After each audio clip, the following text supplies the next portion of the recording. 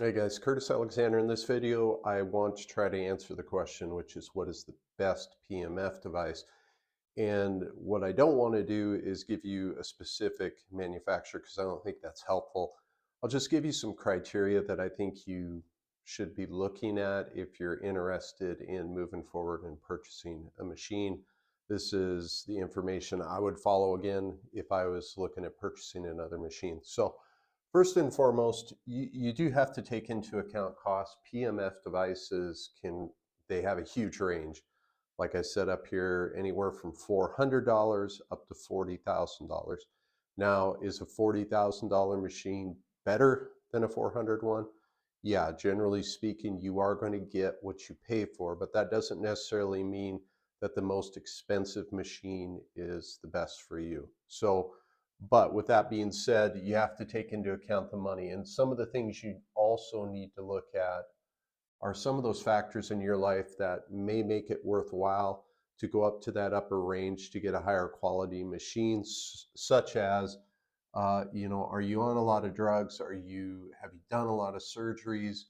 Are you looking at more surgeries? If PMF is something that can help you forego those surgeries, push those out, or maybe even avoid them, it may make sense to do something like a more expensive machine.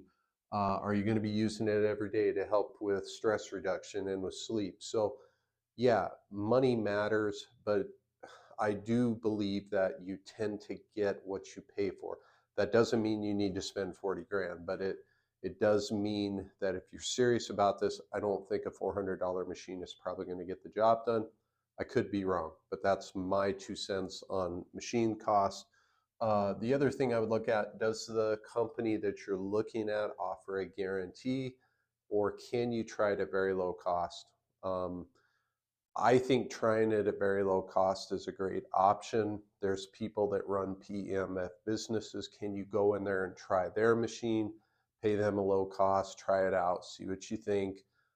You get a few sessions in, you're going to know if it's going to help or not. The other thing is if there's a guarantee of any type with the machine. So that's another good option. Also, you're going to have to look at the warranty. Um, if you buy something and it doesn't foot the bill, if it doesn't do a good job for you, can you send it back? Those are the sorts of things you're going to want to think about. Um, you want a company that's going to stand behind their product. They're all going to say they stand behind their product, but you got to look around a little bit.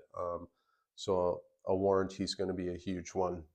Made in America, everybody's got their own opinion about this, but if you spend 10 grand on a machine and you have to send it in for repairs, you don't want to have to send it out of country. You want to send it here.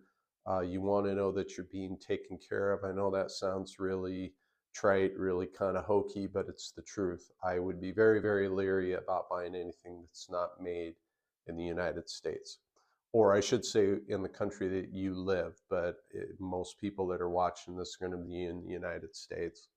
What are you using it for? I will be the first to admit, if you're not going to use it regularly, if you're not going to use it a lot, you don't need to go to that higher end. If you're somebody that maybe has Parkinson's disease, something more chronic and serious, versus somebody who may use it occasionally for some knee pain, or use it on kids that maybe rolled their ankle, you don't need to go that high dollar. So depending on what you're planning to use it for is going to play a big factor in what sort of machine that you're going to be looking at. Last thing I would keep in mind, when you get into this, you're going to have all the manufacturers are going to have their certain claims. At the end of the day, it's a very individualized choice. Again, I want to reiterate, I do think in general you get what you pay for, but that doesn't mean you have to go super high end. But just keep in mind that some of the claims from the manufacturers, take some of those with a grain of salt.